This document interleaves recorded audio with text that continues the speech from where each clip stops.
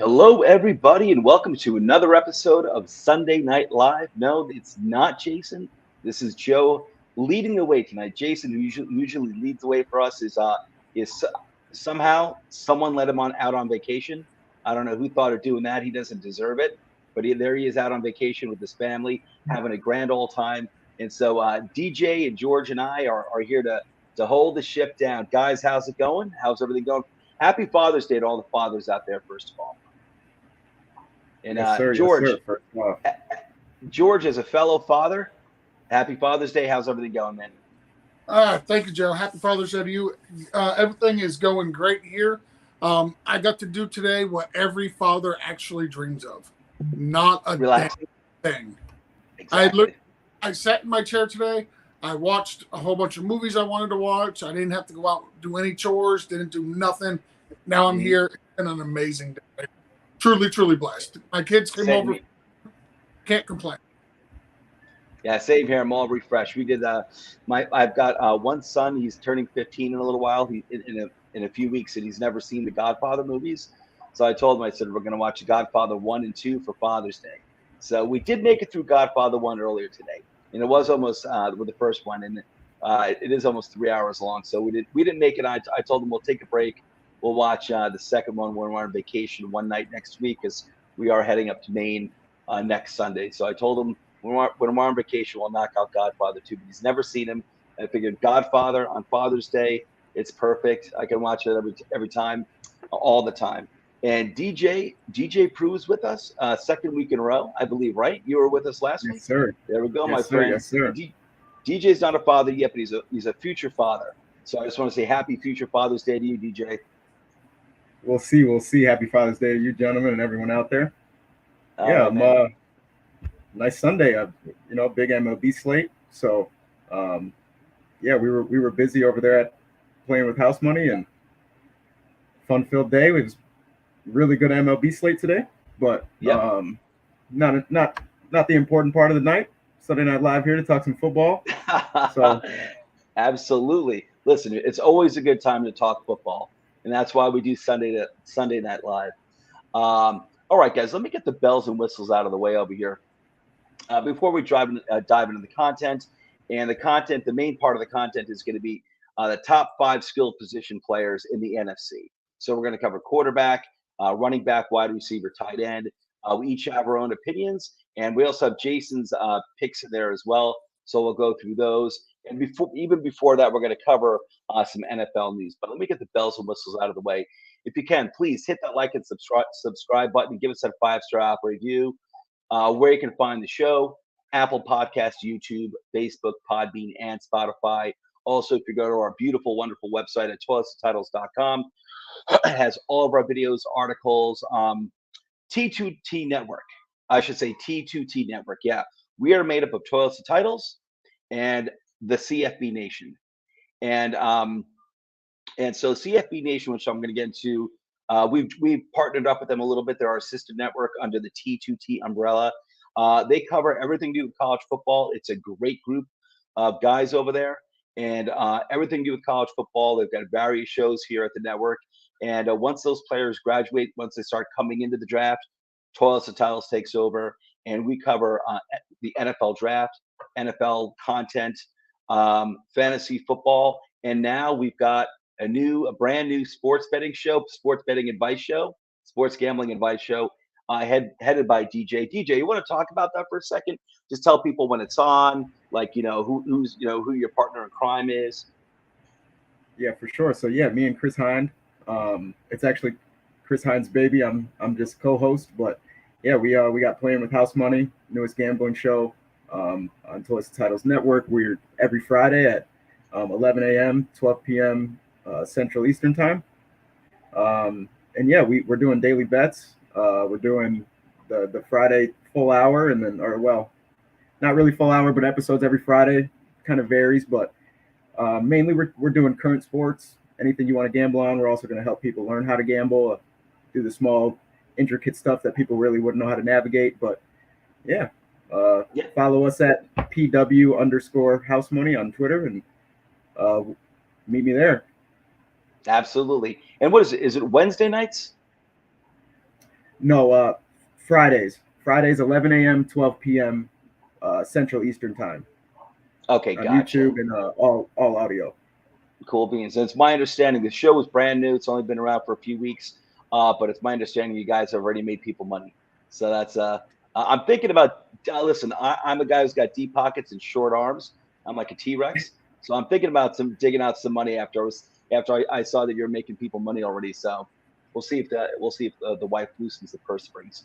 Yeah, we're 2 episodes in, and it's been a really good couple weeks for any of the new people or people following us as we've been going. And you definitely need to jump in while you can, man. Strike while the iron's hot. Absolutely. All right. And patreon.com/show us the titles. I just want to say thank you to our current Patreon supporters. If you go to patreon.com/show us the titles, you can learn how you can further support the show. And last but not least, Gilded. We have our own chat in the Gilded app. If anyone would like to join, please reach out to any of us here on Twitter, our Twitter profiles. Reach out to us. We'll get you in. You can reach out to @ToiletsTitles on Twitter, of course. Come on in. We're talking football all the time. You have any questions as well during the football season, like fantasy football, sit advice? Come on in. Our chat in Gilded is loaded with a very experienced and very successful fantasy football players. So please come on in. Just reach out to us. We'll get you in, and we're up to like 135 people in our Gilded chat right now. All right, guys. So let's get on to the news. And all right, so before we get into the quarterbacks, let's get on to things in the news to cover. Okay, Saquon Barkley. Apparently, he's a real threat to hold out for training camp if he and the Giants can't reach an agreement on a long-term contract by the July 17th deadline. Will Saquon hold out of training camp, and should we, or specifically me, because I'm the Giants fan here, should I be worried about draft? Well, I guess for all fantasy players, should we be drafting him? Worried about drafting him this offseason or this upcoming season? Joe, you're the Giants fan here. I believe you actually did a show about Saquon, telling everybody. Yes, I did. Yes, Wednesday night. So, am I worried as a fan? Yeah. Realistically, though, I do think that he's going to either sign the contract or sign the tag, and I don't think he's going to sit out this season. I don't think that's just wishful thinking on my part either. I just don't think it makes too much sense. One thing that does worry me in that regard is I heard Saquon actually spoke the most recently, probably like a week ago, on the whole situation. The most he's spoken about it, I think, ever over the past few months. And it sounded like he was hurt, and I thought understandably so, where he felt like those details of the contract or of the various contracts that were put out there for him. He didn't like that they were leaked, that they were put out there, because I heard other Giants fans saying this too, that after like a few weeks of that, of some of the contract details being out there, that look, he's kind of like painted into a corner right now. He's lost the PR battle, and for me, Saquon Barkley is not someone I want to get into a PR battle with, even if I feel like I could win it, because he's been an outstanding Giant. When he's been healthy, he's been an outstanding producer. He's been a superstar, and he's been an outstanding citizen for the team. And he's not someone I want to get into a PR battle that I want to try to paint into a corner and make look bad in any which way. So if I were him, I'd be bothered by that too. And knowing myself, people say I was kind of painted in a corner, like he doesn't have to, he can either sign the tag or he can sign the contract. And actually, he doesn't have to do both. If he's really pissed off enough, he really can sit out the season. I do think there's I'd say there's like a 20% chance of that happening. So I think he's going to play, 80% chance he's going to play, whether this upcoming season, whether it's on the tag or, with a new contract, but for fantasy relevancy, I think he's going to be there. But, even when I say 20% chance he doesn't play, that's pretty hefty. That's a pretty significant percentage in my opinion. Yeah. I think he plays. I think he just reports late. I think he just needs to make a statement. But, there's another thing too. Shows up as late as he can. Right. And then I think at the end of the day, I mean, we need to be realistic at the business aspect of it. The best ability is availability. So, it doesn't really shock me that they're, having difficulty reaching him. But I think he definitely reports. Yeah, it's all part of the negotiation process too, But man, as a Giants fan, I just want to get this so wrapped up. Steve Evans is in the house. Uncle Steve, good to see you, my friend. Can you say the guest gambling site again, please? Sorry, I missed it. What's the name of the show again? And when Yeah, is it Steve, again? it's playing with house money. Where the episodes are dropping every Friday, 11 a.m., 12 p.m. Eastern Central Time, and you can reach us on Twitter at PW_house money. You can also hit my personal Twitter, which is the @PrueBaby10, or you can also find my partner, Is This Just FF, on Twitter as well. He'll be able to guide you everywhere. But yeah, it's playing with house money every Friday. Cool beans. George, Saquon, thoughts? Deep thoughts, only deep. Well, you telling me 20% chance that he sits out, it's kind of striking. I think that's actually kind of high. That could be fear. That could just be pure plenty of fear time. on my part. It could be. No, I don't think that they come to a long-term agreement. I think he does play, but I think he reports late, as DJ said. I can't see him sitting out. He has the whole year. He has to play, or at least be available to the team for certain games for this year to count. If not, the Giants have all the leverage where they can just tag him at the same price tag again next year. So for him to sit out the whole season does not make any sense, because even if they can't work out a deal, logically thinking, he'll be a unrestricted free agent next year, because if they tag him, it goes up by like 125%. So I can't foresee them tagging him 2 years in a row. It would be ridiculous. The person I believe that was tagged 2 years in a row was back in Washington with Kirk Cousins, where they franchise tagged him 2 years in a row before he left for Minnesota. So I think he plays. I agree with DJ. I just think he reports late.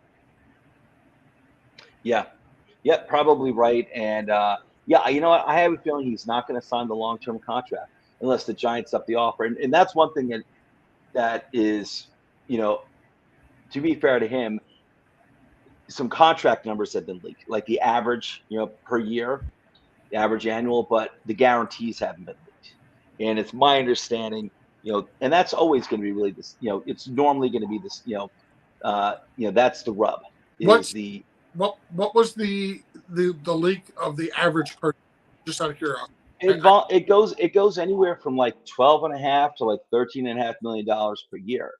But if it's only like a 2-year deal, that's not really a big deal. Maybe it's a 3-year deal, but like 1 year guaranteed, or I think he's looking. He had said before in the past that he didn't feel the need to set the RB market.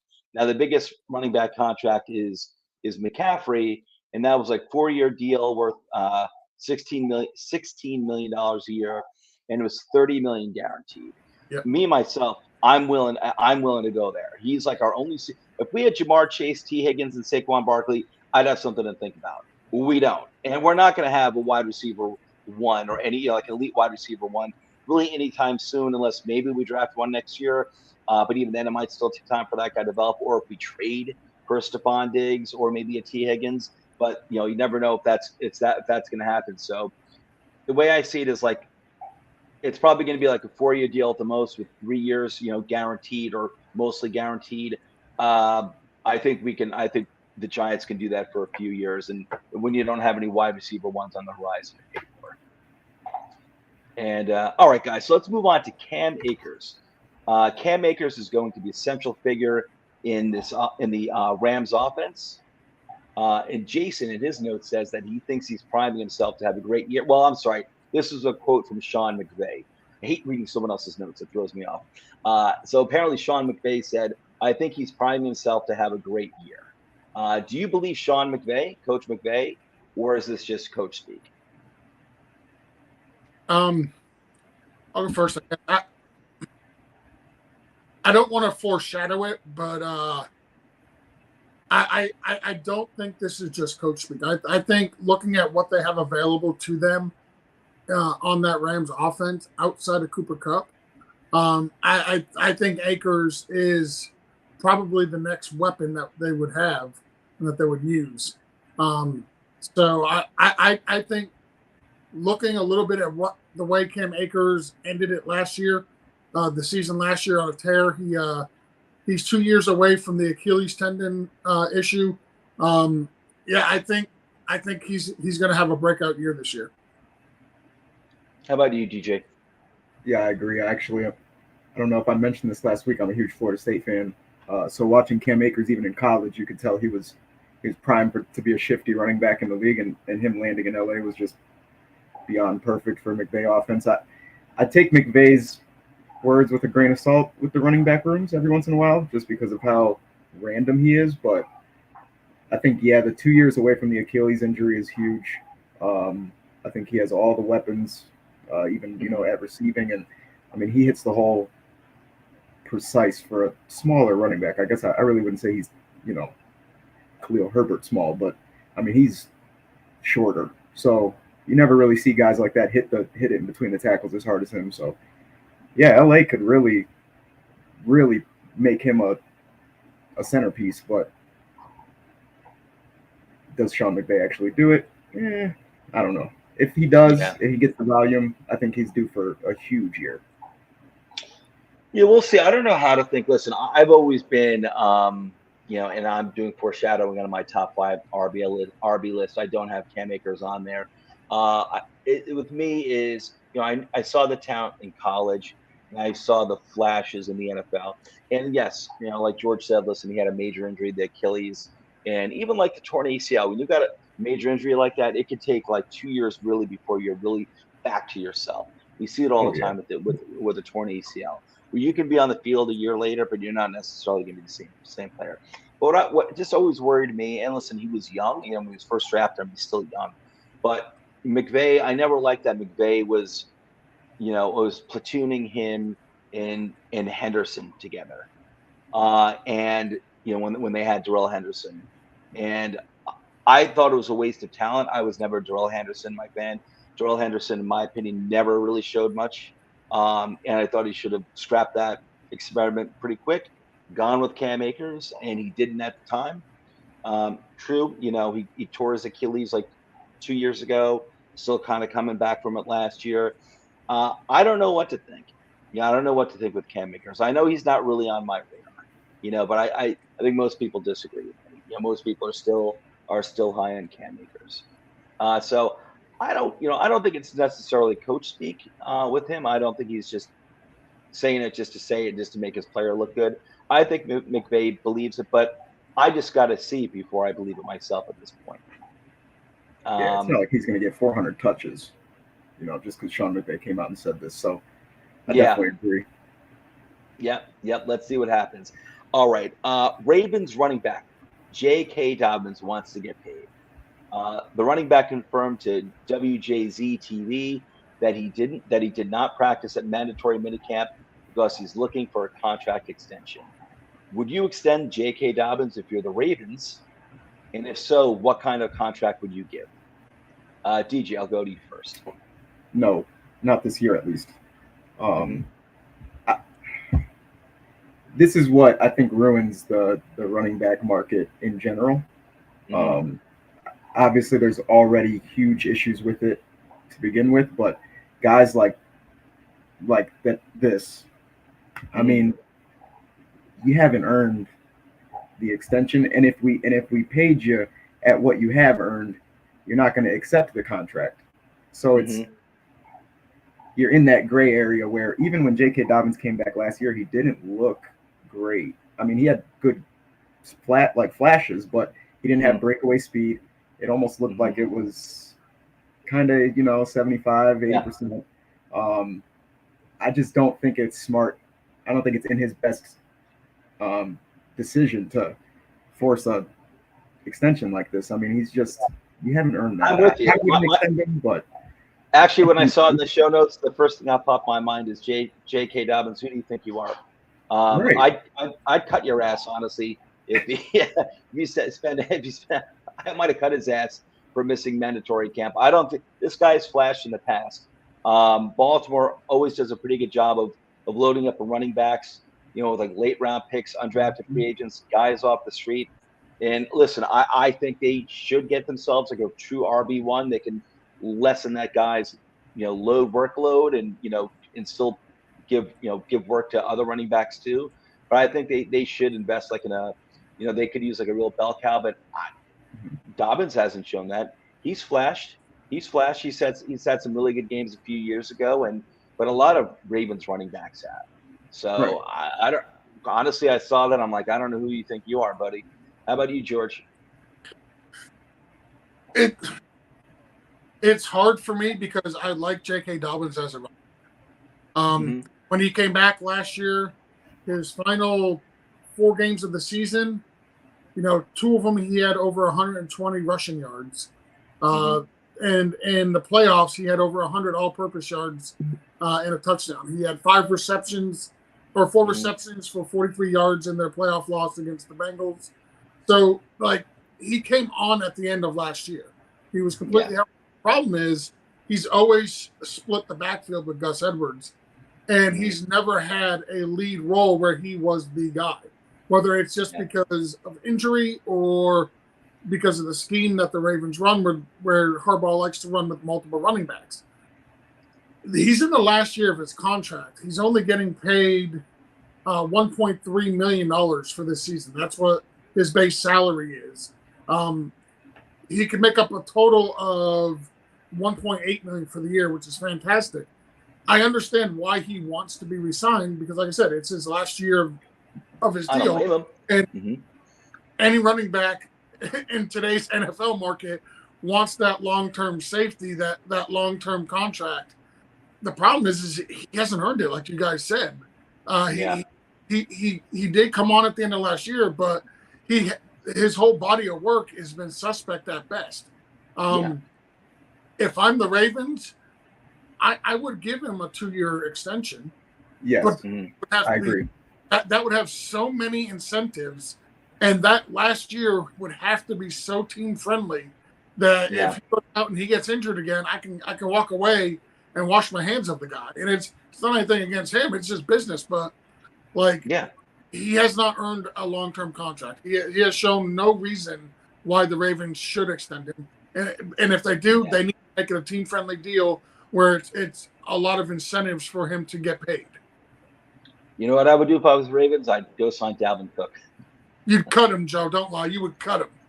He's also asking for an extension the same offseason that Lamar Jackson needed an extension. Like, come on. Hey, listen. I'd go find the money. Go get Dalvin Cook, and then you see they didn't pay your MVP. They could split some touches. What's that? They didn't pay your MVP teammate, bro.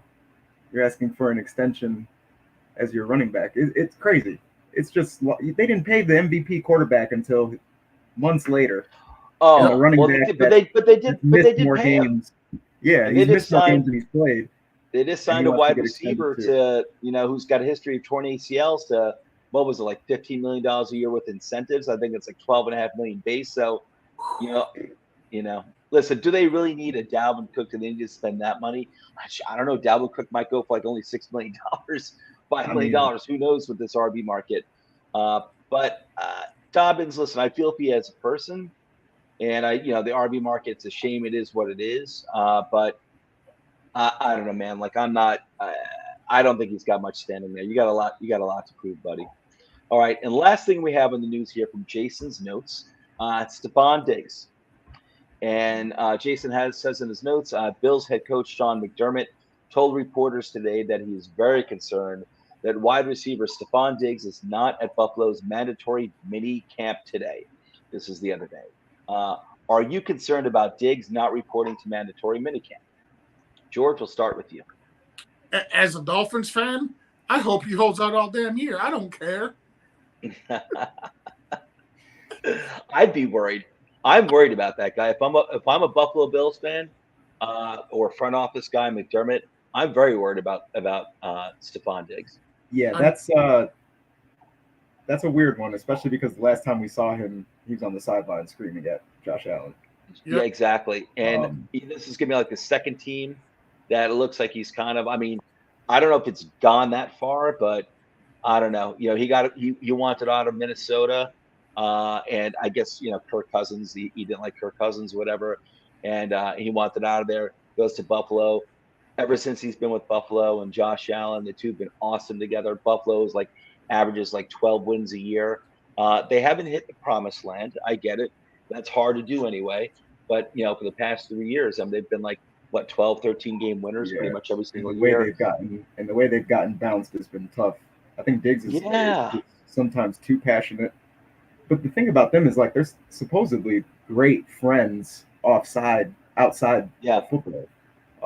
So that's why this worries me is, if you guys are that good of friends, you're having a conversation while you're not at mandatory camp. Like I think this is a feud between them more so than it's Diggs and Buffalo.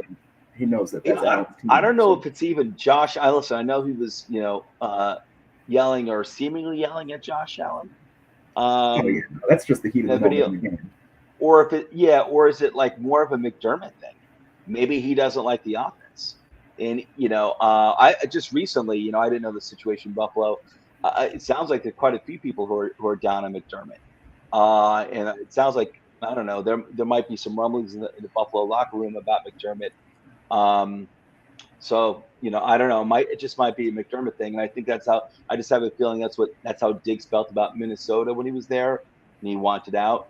He didn't like the offense. Maybe he doesn't like the offensive schemes in Buffalo anymore. And he's like head coaches. Yeah. And so imagine an wide receiver being a prima donna. That has never ever happened anywhere in the history. Right. For sure. Yeah, never heard of that before. What a unicorn. Never heard of that before. Completely unique. All right, guys. So let's move on to the real content. All right. Top 5 at each position, the NFC. We got quarterbacks, then we got running backs, we got wide receivers, and we got tight ends. And let's see the names so the people that so DJ, George, and I, and also Jason, we each had our list of top 5 quarterbacks in the NFC. Some of the names are similar, and I'm going to rattle those off right now. They might be placed in somewhat of a different order, but they're still on each of our top 5 lists. And that is Jalen Hurts, Matthew Stafford, and Dak Prescott.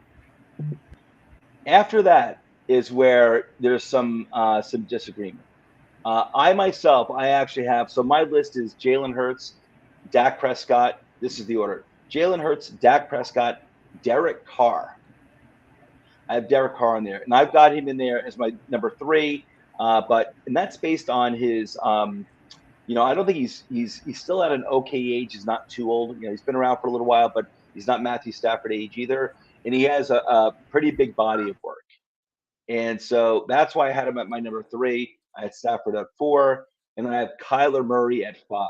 And I know a lot of people are down on Kyler Murray. I'm just chalking up to everything that could go wrong went wrong last year, including Kyler Murray, but there's a lot that went wrong last year in Arizona. I recall his previous seasons in Arizona where his rookie year was pretty good. Every single year he got better and better and better. I saw and I recall a dynamic quarterback who is pretty historically short for the position, and the dude still balled out. So that's why I have him in my top 5. But I see that. All right, George, you had Jalen Hurts, you had Matthew Stafford, Dak, and then you've got Geno Smith and Justin Fields. Did you have Justin Fields in there the whole time, or did you sneak him in there? No, yeah, you're just copying DJ. You're afraid of DJ. He intimidated you into that. No, I reminded him. When I was looking over NFC teams, I accidentally omitted Justin Fields.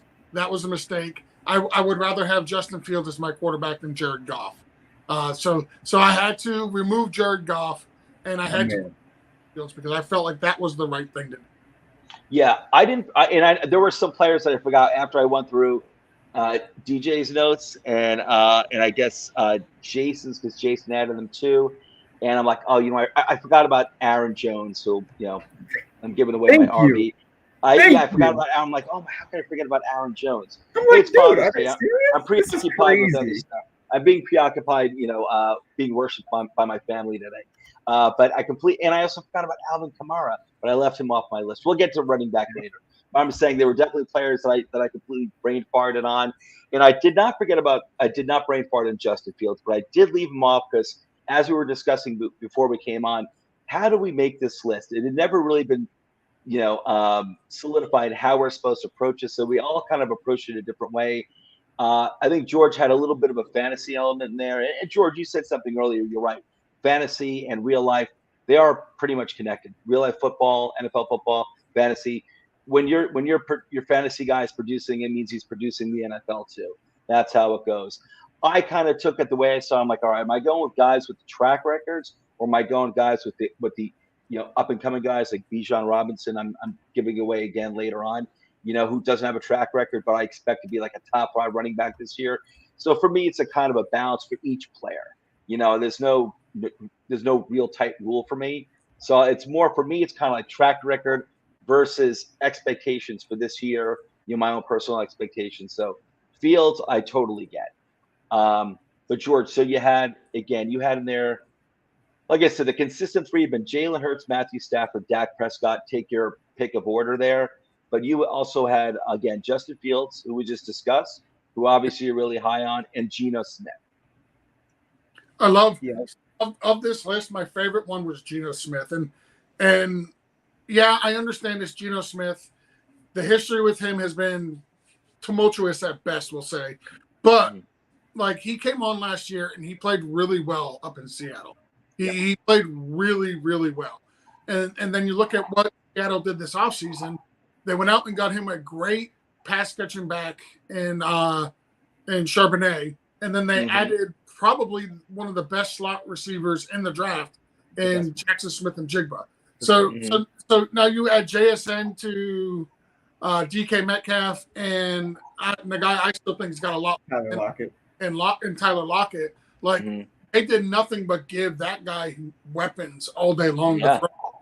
So and let's not forget about Kenneth Walker. Coming back from injury. Look at that backfield.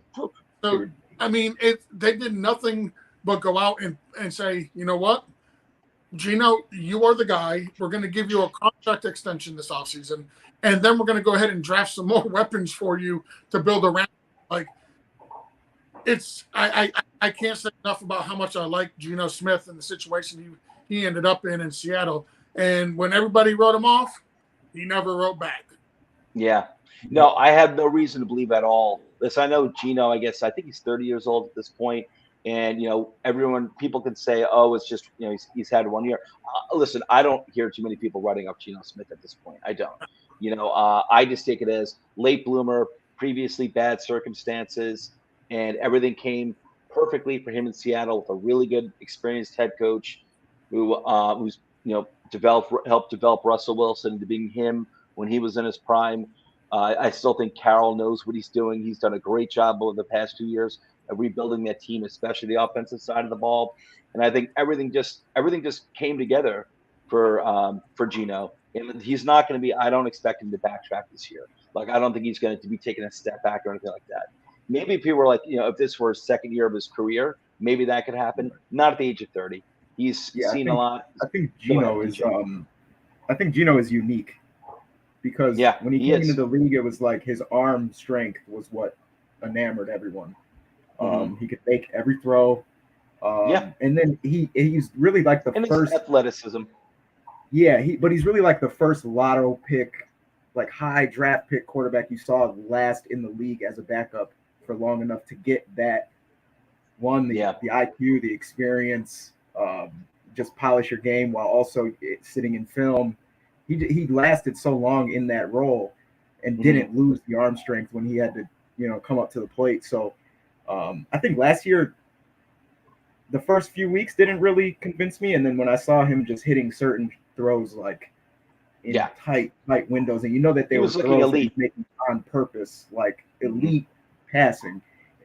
I'm sold that he's going to be very good, but I wasn't top 5 sold quite yet. Yeah. But I do understand the situation that he's in, bumping him into that top 5. Totally. Because of the potential of it.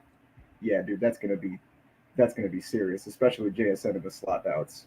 Oh my gosh. Yeah, I easily could have had Geno in there too. Another guy who I originally had on the list, and then I replaced him with Derek Carr. Actually, was Jared Goff. I mean, I was very impressed with Jared Goff last year. He looked phenomenal. Detroit did not take a quarterback, understandably so. Goff's contract is kind of like a steal at this point. People forget. Listen, I know, Sean McVay, obviously got tired of him and traded him to Detroit for Stafford, and they won a Super Bowl. But McVay did go to a Super Bowl with Jared Goff in his second year or something like that. So I thought Goff looked, and it's not like I saw too many Lions games, but man, I mean, the stat lines did not lie. And he did a fantastic job. And so that's why I was like, I had Goff in there, but man, it could have been Geno Smith. And it's really, really close. And I did think about Justin Fields. He came a long way last year with virtually no help at all. And it was really impressive to see him. Really, really impressive to see. So those are like some honorable mentions for me. And then Jason had actually Jason's aligned pretty much with everyone else. Jason had Jalen Hurts, Dak. He had Kirk Cousins, which is another name I think is worthy of being up there too. Matthew Stafford and Geno Smith. So Kirk Cousins, he's Mr. Consistent. You know what? I don't know. He's not. I've seen him since he was, playing in the NFC East with Washington. I was never enamored. The guy does put up a lot of big numbers every year. He is a really good quarterback. And, this is a guy, again, where, he's never played on a Super Bowl caliber team. He's had really good weapons in Minnesota, don't get me wrong. But he does put up big numbers. He does. He puts up big numbers. But, people are thinking like – should have been a lot better. I know. I mean, but it's like he's never played on a Super Bowl. His Minnesota teams have never been Super Bowl contenders, and his Washington teams certainly never were. So I think there's only so much you can do, even with really good wide receivers and Dalvin Cook. There's really only so much you can do, in my opinion. So I think Kirk Cousins is an honorable, worthy being up there. Like totally, Jason has him on the list. I get it. Jason, I get you. You're watching. I get you. Should I just move on to any comments on Kirk Cousins? Or all right. Oh no, we're good. Let's get to the backs. Let's get to the fun let's stuff. get to the backs, guys. All right, let's get to the running backs. All right, so list real go quick ahead. For quarterbacks. I'm sorry, Joe. Real quick, the list for quarterbacks. Like honestly, outside of Jalen Hurts, which we all had Jalen Hurts as number one. Yeah. Like it just, and it's not a knock on any of these other guys. Like they're good quarterbacks, but man, that NFC is just depleted of quarterbacks. Dude, I didn't even realize until I went to look. I was like, man, there's nobody that's even competitive with Hurts besides maybe my boy. I had Fields at 2. I'm not gonna lie to you. I had Fields at 2, and then I was like, Stafford's track record. I gotta show him respect. That was literally Stafford getting moved up was purely a sign of respect. I think Justin Fields is 1B. Listen, at this point, I almost left Stafford off my list. I could have had like 4 other guys. No, I was definitely going to have Jalen Hurts and Dak on the list. The other 3 could have been the 3 that I've left off my list easily. Yeah, Dak has put up, in terms of listen, being able to win the big game, I don't know about that. But the dudes, except for last year, the dude always puts up elite numbers. Monster. Numbers. Yeah. I'm not saying he's an elite quarterback because you do have to win, more playoff games, maybe get to a Super Bowl. But he puts up elite numbers. Yeah, so I'm like, I gotta put Dak and Stafford. Matthew Stafford's always been a very good quarterback, but at this point, he's like 37 years old. I'm not convinced that last year was definitely the sign, the signal that his career is over. I think he was injured. He was injured. The team, everything went wrong with the team last year. Wasn't it a shoulder injury though? Shoulder injury, yeah. Yeah, that's tough. Yeah, it's tough. Yeah, it's tough. So, but I'm like, I'm assuming he's going to be healthy this year. Listen, I don't think the Rams are going to be a very good team next year, I should say. I hope Shea doesn't hate me for saying that. But listen, they won the Super Bowl. That's awesome. It's totally cool. They just need to rebuild now. And Stafford, I don't know how many good years he's got. But besides Hurts and Dak, the other 3 were take your pick. Those are the 3 spots. Next week, people, I'm not going to be here. Jason's going to be back. They're going to be covering the AFC. So they'll be covering the top 5 players in each skill position for the AFC. Quarterback. That's going to be there are going to be some obvious ones, but man, the guys that get left off, holy cow. Okay, guys, running backs, and we have the same theme over here. There's some players, Christian. These are between me, George, DJ, and Jason. Here's some consistent players. Slightly different. Well, Christian McCaffrey was number 1 for all of us. Yep. Christian McCaffrey of the 49ers, number 1 for all of us. Other guys who were consistently on each list was Saquon Barkley. Yep. Tony Pollard. 2. Saquon was 2 on everybody's list besides George. Correct. Yep. He had Tony Pollard. He had Saquon 4th. So McCaffrey, Pollard, Barkley were the consistent. Were 3 consistent names on everyone's list. Yeah. Now we had George. You had Bijan at 2. You had Bijan and Cam Akers. Bijan at 2. George, discuss your list. Go ahead, guys. I'm going to grab my iced coffee, which I left in the. I'm going to mute myself. I'm going to mute myself. I'm just going to grab my iced coffee. I got to put in my AC. I'm getting hot. I'll be right back. But George, the mic is up. You got the mic. So, yeah, I did. My list was simple. It was Christian McCaffrey, Bijan Robinson, Tony Pollard, Saquon Barkley, and I'm the only one that had Cam Akers on this list. My thing with Bijan is simple. They drafted him in the first round, number 8 overall.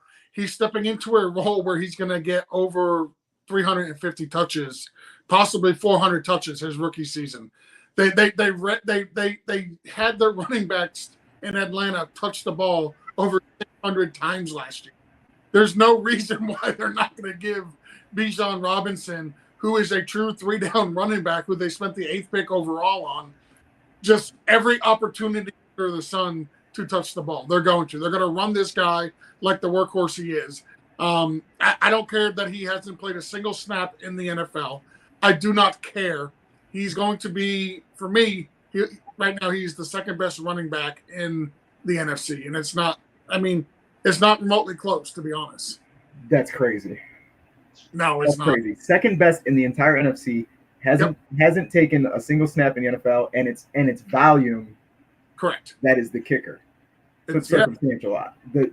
My thing is that you can put multiple NFC running backs in that Atlanta situation, and it would be a successful season for them.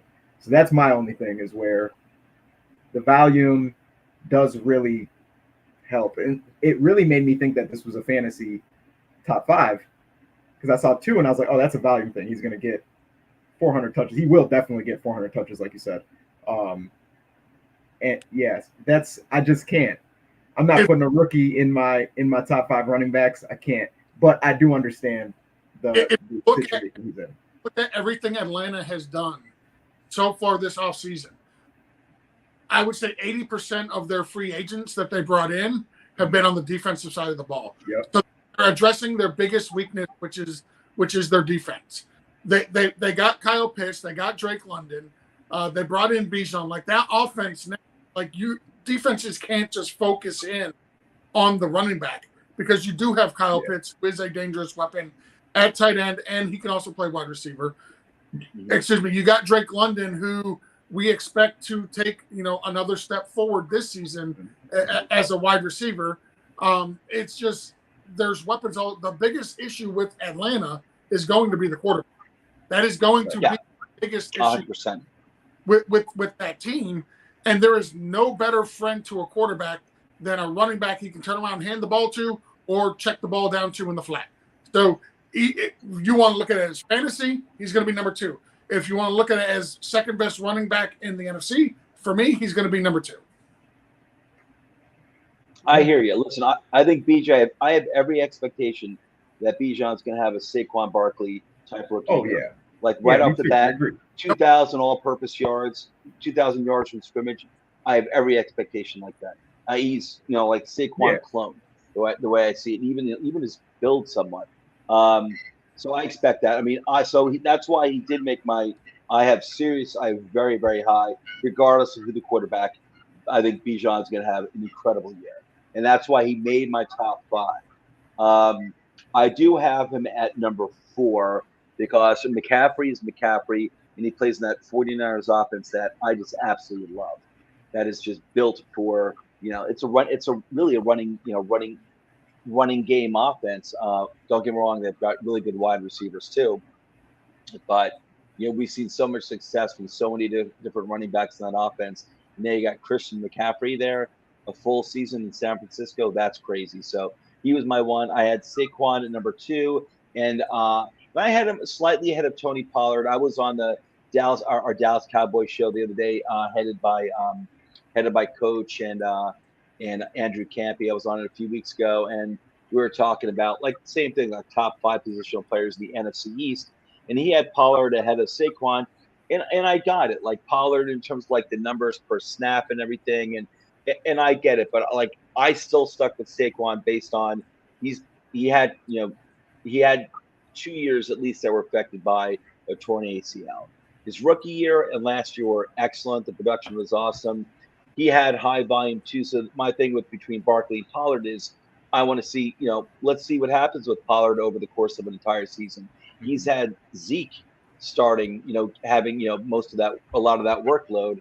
It's going to be Pollard now, just like Barkley. Barkley doesn't, you might be some other Giants running backs that get maybe like 3 touches a game. Other than that, it's Barkley. It's going to be the same thing with Pollard. I like Pollard a lot. I think he's great, but he also has to do it as the RB1 for an entire season. Let's see how it goes. And I don't have doubts in him, but I've just seen Saquon do it, and that's why I really like Saquon a lot. And I think it's going to be even better, assuming he stays healthy. It's going to be better, even better in this Giants offense this upcoming year. And then, and I think Pollard plays in a very proven offense with a pretty good offensive line in Dallas. That's why I had Bijan at number 4, but I had to have Bijan on the list. And then last but not least, I forgot who I even had. I had Rachaad White out of Tampa Bay as my number 5. And I'm like, dude, I used to not care about Rachaad White at all. And all of a sudden recently I've been like, Rachaad White. He put up really big numbers and starting like half the games last year. Go ahead, DJ. But that's like potential though. You know what I'm saying? That's like potential stealing. It is a mix. It's like Bijan though. It's like we don't know what these guys are going to do until we see it. Yeah. Right. Like at least with Tony Pollard, like electrifying. Oh yeah. Oh yeah, absolutely. Electrifying. But Rachaad White, that's a potential.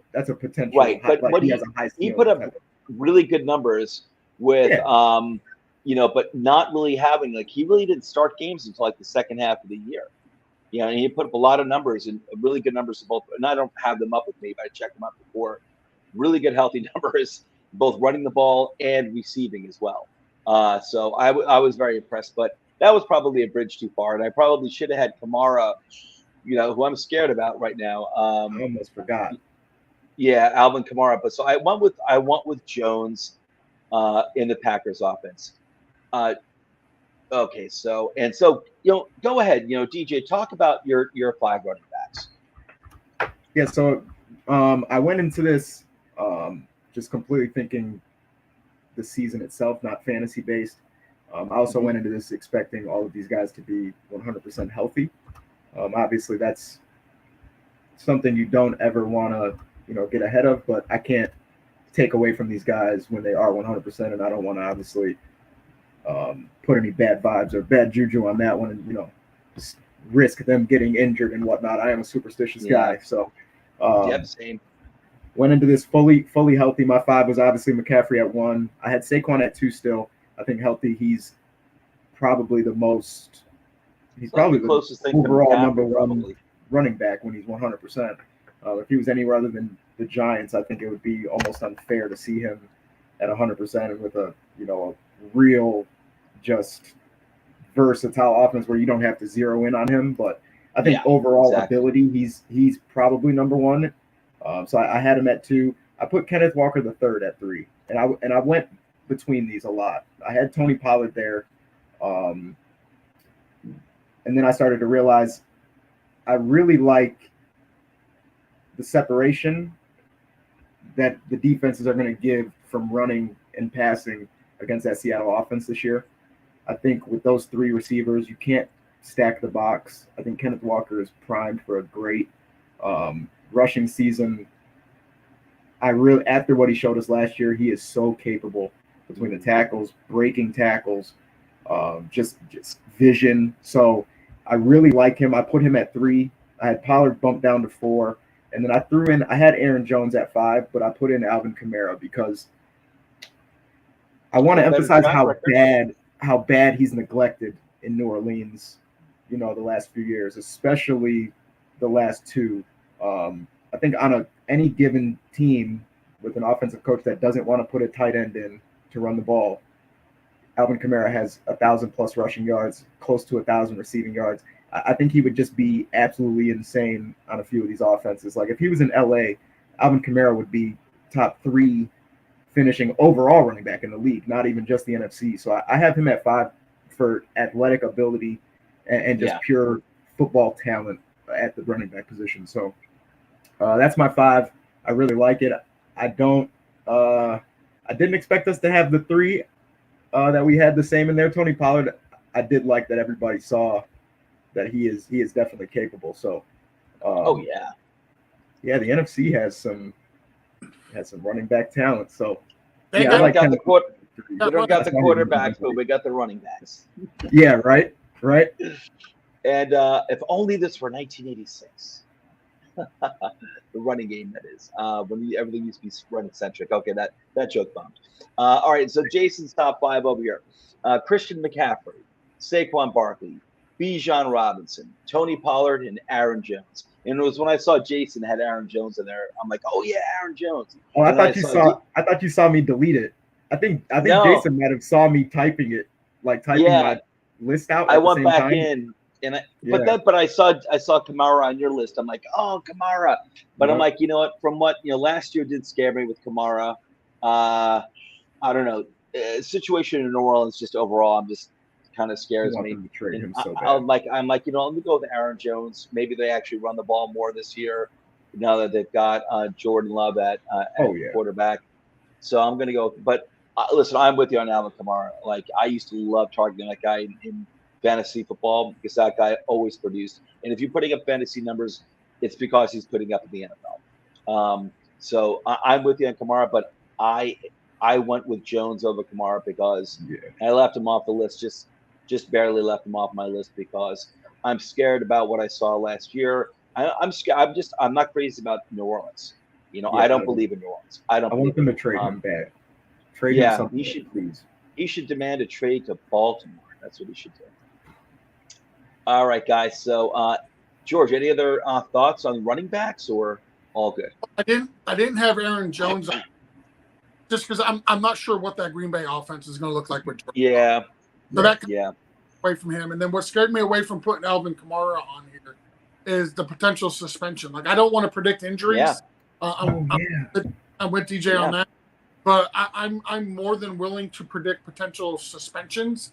And I'm pretty positive Alvin Kamara is going to get a suspension for his actions in the Pro Bowl a year and a half ago. So I couldn't put him on my list for the running backs. The only one that I had on my list that nobody else had was Cam Akers, and I talked a little bit about him earlier.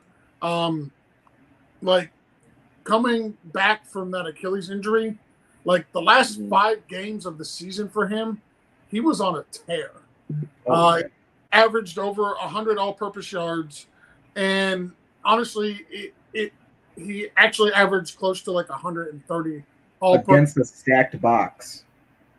Against a stacked box, I will give you that. They were stacking 8 in the box against that LA team. The whole end of the season. Receivers. And he was, and they were just straight feeding Cam Akers. Like against Denver, he got 23 carries. Against the Chargers, he got 19. And at Seattle, he got 21. Like they were just straight feeding this guy. And Denver, 23 carries, 118 yards, and 3 touchdowns with 2 receptions for 29 yards. Like he absolutely crushed that Denver defense that game. So I expect him to continue that. Going into this year, if you look at the depth chart for the Los Angeles Rams, like it's not pretty. It's not pretty at all. Cam Akers is Kyron Williams, Zach Evans, and Ronnie Rivers. the depth chart right now is very, very slim. Kyron Williams, I guess you could say he's their third down back, but like Cam Akers is good in the passing game as well. So, I mean, he's got a true 3-down potential role here. And the only other true weapon that, in my opinion, that they have on this offense is Cooper Kupp. And he's coming back from injury. So you don't even know. I mean, we'll talk about Cooper Kupp here in a minute because all of us have him as either number 1 or number 2 as our wide receiver in the NFC. But that's the only other weapon on this team. I expect Cam Akers, they're going to feed that man this year, and I expect him just to absolutely tear. George, I think Cam Akers should hire you as his PR man or his agent. Absolutely. So, and let's not. No, you make a really good argument for Cam Akers. Right. Because even though everything you said was 100% true, it's tough. It's tough to put him in that 5, but I do agree, though. I do think he's. Yeah, for me at this point, it's been too long for me. I get jaded with this type of stuff where guys have been injured, they've been out. I didn't feel like I saw enough production from him earlier in his career. And but no, go ahead, George. The way you finish. Injury history with him is real. Like that's a 100%. Yes. It's unfortunate. I know, but I'm like at the point. I'm like, I just can't anymore. With Cam. I mean, so is Saquon. I see it's different with Saquon too. That has Cam Akers ever put up 2 years like Saquon has? He has not. He has not. With Cam, it's been absolute. It's the definition of flashes, and that's nothing against him. It's just it's the absolute truth. Yeah, it's definitely situation. Saquon, some of that is situation. Yeah. One of them ended up in the Giants, and we wanted to give him. And I don't even see him as like necessarily he's injury prone, like where he's got like the reputation of injury prone. He had a torn ACL a few years ago, beginning of the season, and he just missed the entire rest of the season. Yeah. And then the following year, he was on the field all 16 games, didn't play that great. But again, it's the year after the ACL, and then last year, was like fully recovered himself, and you saw what he could do. And even like his second year, I remember there was Daniel Jones's rookie year. He was playing with a high ankle sprain. He missed a few games with a high ankle sprain, and then he was playing with a high ankle sprain for like 6 or 7 games. I think he was like fully healthy for like 5 or 6 games. So even his second year, like he barely touched 1,000 yards running the ball. So it's not, but he's not like the type of player that's got like quad issues, hamstring issues all the time, like that type of nonsense, So, but I hear you. All right, guys. Enough of this is turning into the Cam Akers show. All right, guys. Wide receivers. All right, so we do have pretty much consistent names here again. George and I have Cooper Kupp as our wide receiver 1. DJ and Jason have Justin Jefferson as wide receiver 1, and then Cooper Kupp 2. And so George and I have Cooper Kupp and Justin Jefferson. DJ and Jason have Justin Jefferson, Cooper Kupp, and then after that, it's kind of a toss-up between AJ Brown or CeeDee Lamb. For the most part, except for DJ. DJ's getting a little crazy over here. And then also, and then Jason's got Mike Evans sneaking in at number 4 because Jason's a Buccaneers fan. But I'm joking around. Mike Evans, he's not on my list, but I get it. He was on my first as well. I took him off. I've got my own guy in there at the back end of the list who I threw in because who I absolutely love. Yeah. DK Metcalf is on 2 lists. He's on George and DJ. Do you guys want to talk about George? You want to talk about DK and then you two? No, DJ. I need DJ to defend not having CeeDee Lamb in his top 5. Oh, oh my gosh! I thought he was in top 5. That's easy. You're fired, DJ. Yeah, no, that's easy though. CeeDee Lamb, he's not. There's multiple guys I would have put over him again. I would have put Mike Evans over him. CeeDee Lamb. I'll say this: physicality shows me who CeeDee Lamb is as a receiver. His route tree is solid. Great, and this is for the record, guys. This is coming from a receiver. I played receiver. Obviously not at a level. I'm 5'7", so not at a level at all. But those plaques behind me are fully receiver awards. You beat me by an inch. So I like his route tree. It's not a Stephon Diggs route tree. It's not a Cooper Kupp route tree, but it's a very good route tree. and the drops kind of bother me. He's not a physical guy. He did improve a lot this last year on the drops. He's beat up. He beats bump and runs, but the drops worry me. The route tree isn't 100%, and he's not physical enough for me to put in the top 5 any list anywhere. I get you. Very good. Plus, he's a Dallas Cowboy. He's very good. I mean, he's a very good receiver, but I'm not putting him over DK Metcalf. And then I guess I should just jump into this. I'm obviously the only guy that has Deebo Samuel on the list. Everybody probably looked at that and thought I was insane, but it's the route tree. It's the route tree. Not at all. And the versatility. You can put him anywhere. Deebo Samuel's route tree is one of the best and deepest in the entire NFL, let alone the entire NFC. I hear you. I almost had to throw Deebo when I saw you had him in the list. I'm like, damn. But I look at I like the way Lamb has progressed a lot in his young career, and I hear you with Samuel, man. I hear you with Deebo. That was I'm like, damn, that's really, really tough. I'm like, all right, I'm not going to make any changes to my list, but that gave me definitely something to think about. Totally. George, thoughts? I don't care how many drops CeeDee Lamb has when he targeted almost 160 times in a season. Let him have the drops. Drops are completely overrated in my eyes. Because Larry Fitzgerald would disagree. Who? Larry Fitzgerald would disagree. Listen, Larry Fitzgerald, great wide receiver, and I'm not taking anything away from him. But CeeDee Lamb is getting targeted 160 times a game or a season, right? Like he's getting more than 10 targets a game almost. It's ridiculous. Oh, yeah, for sure.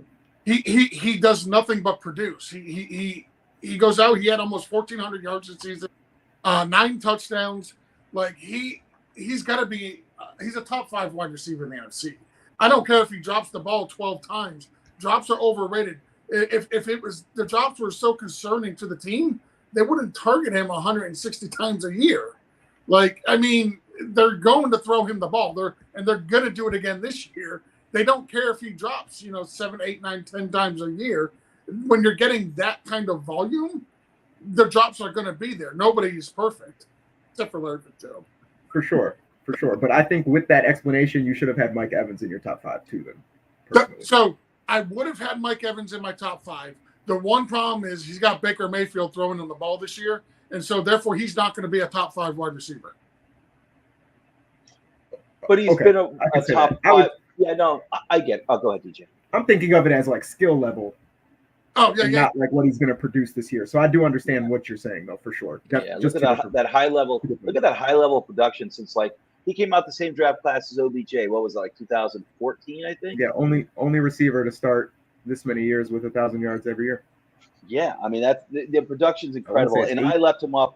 Yeah, and I left him off my list, which is crazy. But listen, DK Mac. This was really, really tough. Of course, my list had Cooper Kupp. For me, Kupp is the man. He's my type of wide receiver.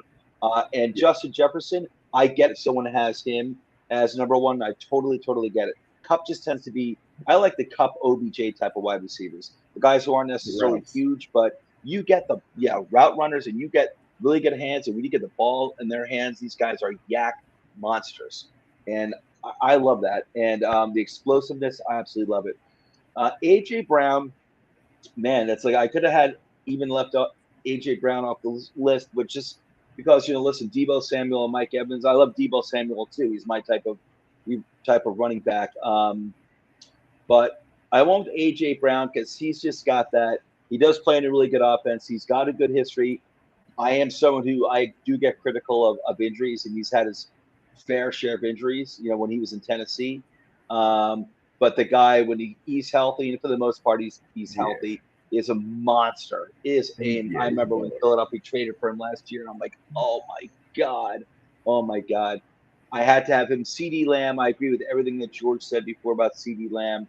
But I get you too, DJ. I get you. But CeeDee Lamb, I just think he's getting better and better. He's pretty electric. And I get it if obviously no one else is going to agree with me, but man, I was super high on this guy coming out. Oh, go ahead, DJ. No, you keep going. Yeah, Amon-Ra St. Brown. I was super high. First of all, I love USC wide receivers. Give me offensive linemen from Wisconsin, And give me give me wide receivers. When I see a wide receiver from USC, even if it's someone I never heard of before, if I learn he's from USC, I'll be like USC, and my ears go up immediately. And he was coming out. I love the guy. I thought he could be coming out of college. I thought he was going to be a slam dunk, high end wide receiver too, and that's his floor. And I thought that was going to be I thought he was going to be a great success in the NFL. Now, last year, the guy has played like a wide receiver one. Now it's going to be even better, I think, with Jameson Williams. When Jameson Williams is playing, if he lives up to his potential in Amon-Ra, he could be a great 1B. But man, Amon-Ra for me, he's been a monster producer, and it was hard for me to keep DK off the list too. DK Metcalf, he's a really good wide receiver. But I went with Amon-Ra because those are the type of wide receivers that I gravitate towards. The route runners, guys with the good hands, the guys that are, you get the ball in their hands, they're not easy to bring down. They're shifty, and I love the guy. And I don't know, I just love him. I had to put him on my list. I just love him. He reminds me of Stephon Diggs. He's not as shifty. I guess I would choppy. He's not as choppy. Stephon Diggs has probably the best route tree in the entire NFL. But Amon-Ra St. Brown, it's very similar with his stem routes and finding gaps. You can tell him everywhere. Chemistry. He's very precise with where he's at, and his hands are so pure. I love that he was on your 5. It was hard for me to leave him off after I saw him on your 5 because I was like, yeah, dude, he's the real deal. Just not quite there yet. If I could have a 6th wide receiver, it would have been Amon-Ra. I agree. I absolutely love the kid. He, like you said, one of the best route trees in the NFL. For sure. But yeah, I wish if we did 6, he would have made my 6. For me, my 6 would have been actually, you know what? For my 6, it would have been Mike Evans. It would have been between Evans and Deebo Samuel, and actually I would have had both of them ahead of DK Metcalf. And that's nothing against DK Metcalf. I'd love to have him on my New York Giants. Don't get me wrong. He was just made in a lab. What? Yeah. That's why I have oh my God. He's just a freak of an athlete, man. I know. If there's another human being that looks really like me, it looks very similar to me, it's DK Metcalf. He's the closest out there. For sure. As fast as you too. Yeah, almost. And I'm just a little better looking, but Okay, brothers from another mother.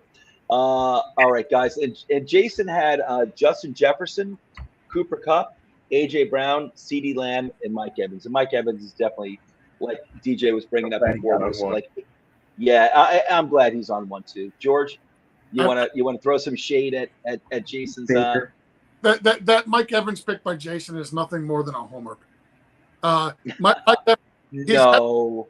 He's had a great career. I give him that.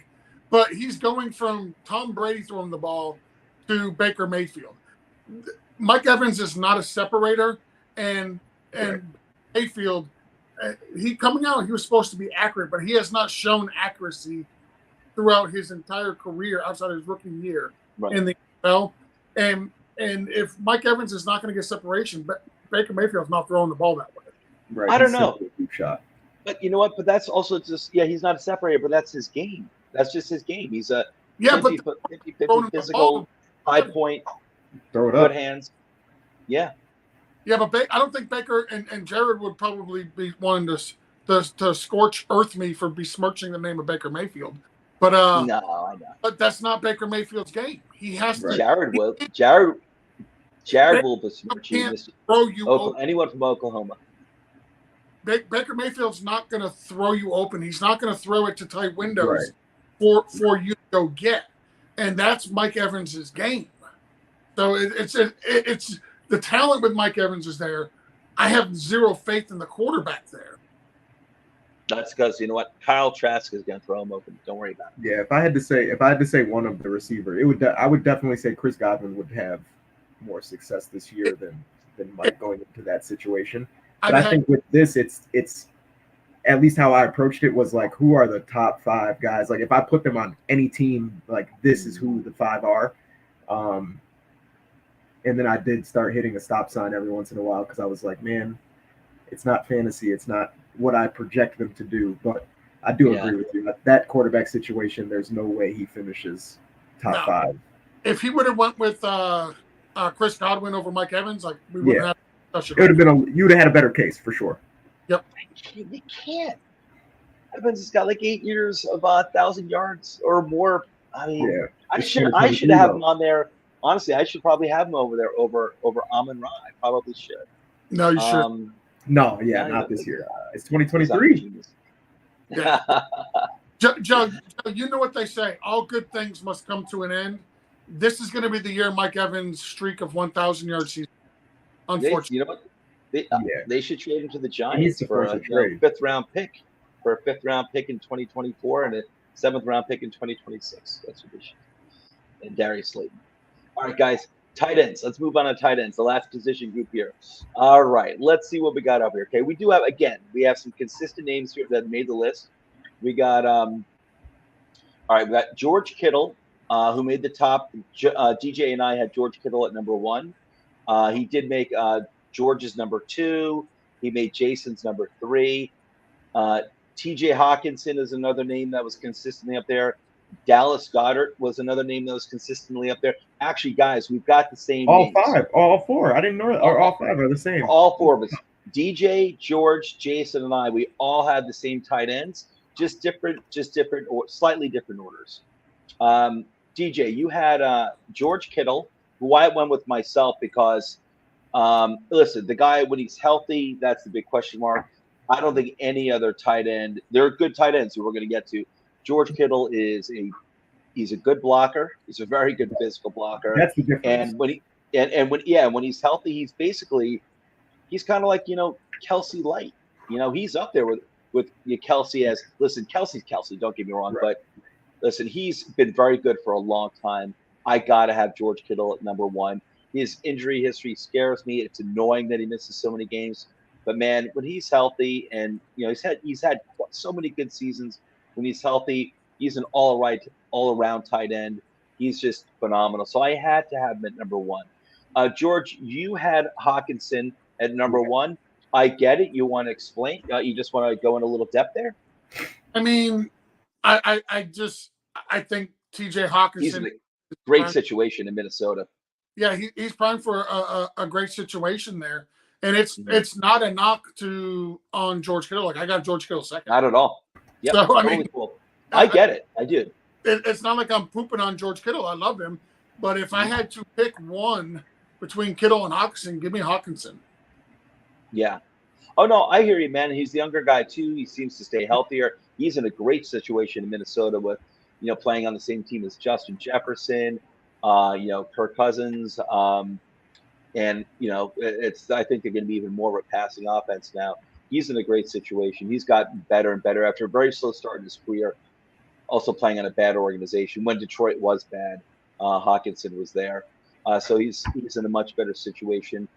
Jason has Dallas Goedert, who originally I had as my number 1 tight end. And then I went and I changed things around.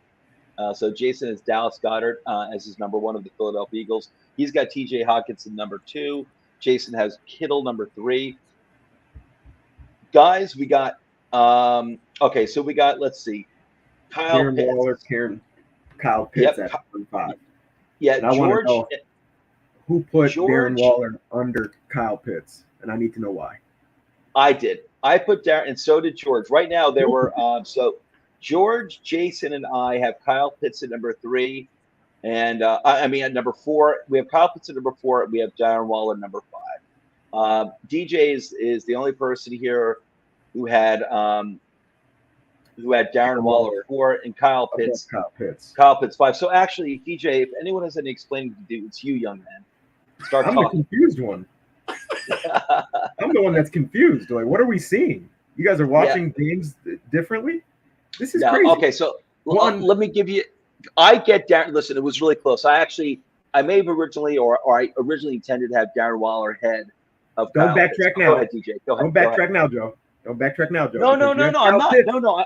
I'm sticking with my list. The way it is. We just a few minutes ago we just admitted that Atlanta's one issue is what? Desmond Ridder. Quarterback in general. I guess I shouldn't, assume. quarterback. Kyle Pitts, very, very slow start last year. And then even when he got going, the volume didn't blow me away. I thought he would have gotten so much more volume knowing that they didn't have the weapons that they needed. I figured, they knew what the situation was last year, but to not try to really get him going into rhythm blew my mind the first few weeks of the season. I do think athletic ability, insane. One of those tight ends that, should have been a receiver, stuff like that. But Darren Waller is a monster. He is. Size, hands, athleticism. I don't see his situation in New York being lesser of Kyle Pitts, even though they obviously added Bijan and And let's be honest, he plays with the top 5 quarterback too, Darren Waller. That is. The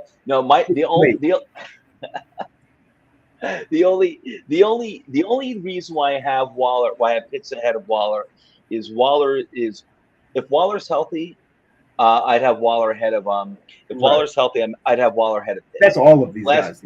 That's it. That's the only reason.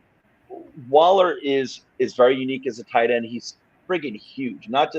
He's not as athletic maybe as Pitts, but he's certainly more than athletic enough. Big. And the guy he's like 6'6", and as Daniel Jones said the other day, some guys are listed as 6'6", and they're really like 6'3", 6'4". Right, 6'4". He's legit 6'6". Yeah, he's 6'6". This dude's the guy is jacked. And he's fast. No, and he is. So he checks all the boxes above. The only thing for me, the past 2 years, the injuries, and hasn't really been the issue with Kyle Pitts. Yeah. It's been the quarterback situation, and Kyle Pitts it was with a veteran quarterback in Matt Ryan. It was, so that helped a lot. But even with the veteran quarterback in Matt Ryan, he had a really good rookie year, Kyle Pitts. And I look at last year. I chalk up last year. Listen, we don't know what Desmond Ridder's going to be. He could be absolute garbage. But I think with Pitts, I think if you have, whether it's Ridder or someone else, you get a legit quarterback over there. I think Kyle Pitts is going to be an absolute monster too. So Waller made my list, but his injury history for the past few years scares me. Yeah, Pitts better learn. Yeah. So for this was more of a projection pick for me. And, just other things in the equation too. Like, listen, it's Ritter's second year in the offense. I know he didn't start the entire year last year, but it's his first full year in the offense. They got Bijan as well. They have a hell of a running game to help open things up for the passing game too. So, and I do listen. I'm very intrigued by Desmond Ridder. He got to put on some NFL weight, learn to block. Yeah. Oh, Pitts, you're talking about? Yeah. Oh, I'm just sending him out passing all the time. George, thoughts? Well, the reason I had Pitts ahead of Waller had absolutely nothing to do with injury history. That didn't even factor in for me. What it was more from who's more familiar with the offensive philosophy and the system, and who's got rapport with their teammates and who doesn't. Darren Waller, this is his first year in New York. Like, I would have Darren Waller ahead of Kyle Pitts if his quarterback was still Derek Carr and they were both in Los Angeles, but they're not. His quarterback is Daniel Jones, and he's in New York. So he's going to have to learn a whole new offensive philosophy, learn a whole new system, learn all the calls and the signals. And we don't really know how the Giants are going to use Darren Waller. So that's the reason I had Kyle Pitts ahead of him. I think Kyle Pitts, honestly, is more talented as a tight end than Darren Waller as far as athletic measurements and ability goes. But I don't think he's going to get – I don't think they're going to use Kyle Pitts the way the Raiders were using Darren Waller 2 years ago. But I just don't know. There's too many questions and unknowns with Darren Waller in New York than there was with Darren Waller when he was in Los Angeles. So that's right. It's a different situation. I get you. I do agree. Yeah, I do agree with that for sure. Yeah. So again, the lists were all the names were the same. All the names. Yeah, Dallas Goedert made each list as well. So we had just different rankings. It was more the difference in the rankings was more at the bottom. It was really between Darren Waller and Kyle Pitts. What did you say right there, George? I really wish Jason was here because I want him to defend Dallas Goedert as number one. Yeah, I mean, that too. for him to do something outlandish like that and not have to be here to defend himself. He threw that grenade. He threw a grenade in the room Yeah. and ran. 0 out of 10 times am I taking Dallas Goedert over George Kittle or TJ Hawkinson. Yeah. How about any honorable mentions, tight end or no? Like any guy who was close, who almost made it, but For the NFC? yeah, for the NFC. I didn't really have a tough Cole time. Kmet. How about my boy Cole Kmet, actually? Shout out Cole. stop.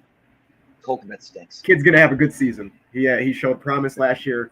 I'm only joking. I think Cole Kmet has a big year. He's got the ability. He was doing pretty. Correct me if I'm wrong, DJ. Those who don't know, or if you can't make it out on his hat, DJ is our in-house Chicago Bears fan.